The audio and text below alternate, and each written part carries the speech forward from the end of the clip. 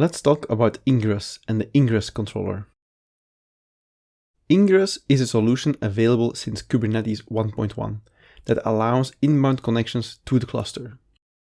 It's an alternative to the external load balancer and the node ports, so it's a very interesting alternative for cloud providers that don't have a load balancer.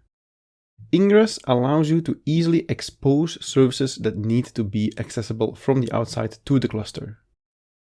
With Ingress, you can run your own Ingress controller, basically a load balancer within the Kubernetes cluster.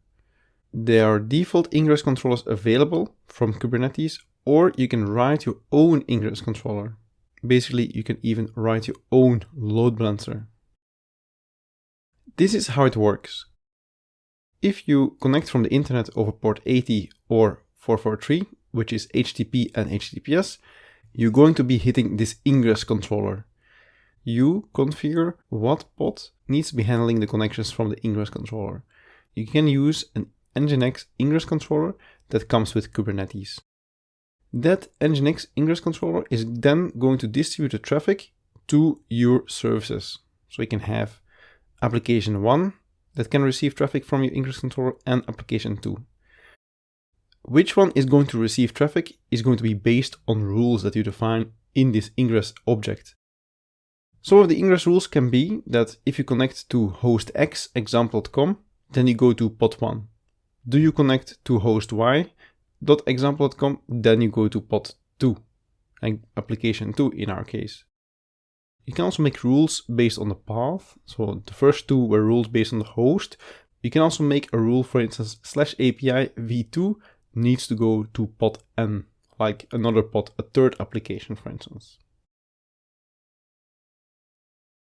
You can create those Ingress rules using the Ingress object.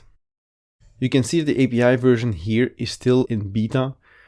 At some point it's going to come out of beta and you have to change this, but for now this is an extension that is in beta. The object is of kind Ingress. We give it a name, hello world rules, and then you're going to specify those rules. You can say if it matches the host hello world v1 example.com, then do an HTTP forward to this backend that is described here. You can specify a path, it just slash. The backend in our case is going to be hello world v1, which is a service that we're going to launch, and this service runs on port 80. Then we're going to have a second host, hello world v2 example.com, also HTTP forward.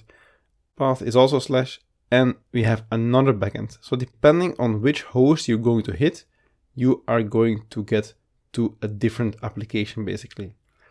These example.com hosts are non-existent, but you can configure your own domain name, your own host name.